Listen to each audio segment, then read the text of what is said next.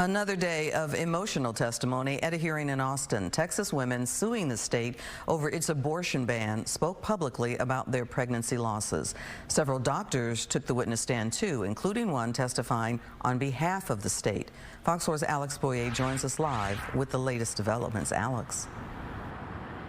Hi, Clarice. And just like yesterday, we were allowed to watch a web link inside the court proceedings today, but the judge, again, not allowing us to use any of that testimony for broadcast. I can tell you that the judge heard from several additional witnesses for the plaintiffs, including 2 doctors, as you mentioned, and also the state in return calling its own OBGYN as an expert witness.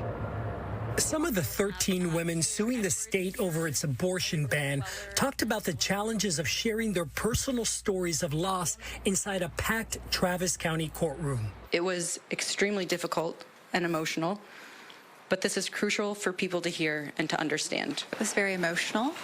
It was my first time speaking publicly about my situation and my experience. The women are challenging a clause in the state's abortion ban that says a doctor can perform an abortion only if they believe that patient has a life-threatening physical condition aggravated by, caused by, or arising from a pregnancy that puts the patient at risk of death or poses a serious risk of substantial impairment of a major bodily function. How many pregnant women and people must end up on death's door or be forced to flee the state before something is done? The plaintiffs, which include 2 Texas OBGYNs, want the judge to temporarily block the law from applying to medically necessary abortions and ultimately clarify when a medical emergency justifies an abortion. Something that guarantees physicians protection if they practice within the standard of care. Doctors have reported delaying necessary pregnancy care for a fear of violating the law, which allows doctors to be punished by up to 99 years in prison, a $100,000 fine, and the loss of their medical license.